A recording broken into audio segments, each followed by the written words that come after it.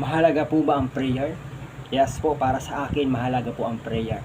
Ang prayer ay daan ng pakikipag-usap natin sa Panginoon.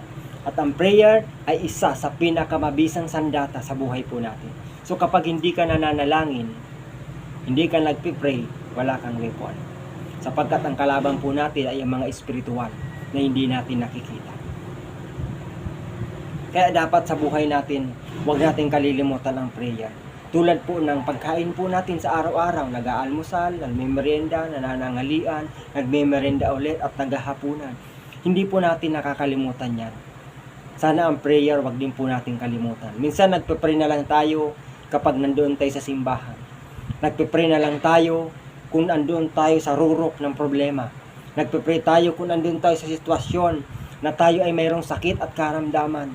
Doon na lang tayo nagpe-pray. Pero sa oras ng kasiyahan, sa oras ng kaligayahan, nakakalimutan natin magpasalamat sa Diyos. Nakakalimutan natin manalangin.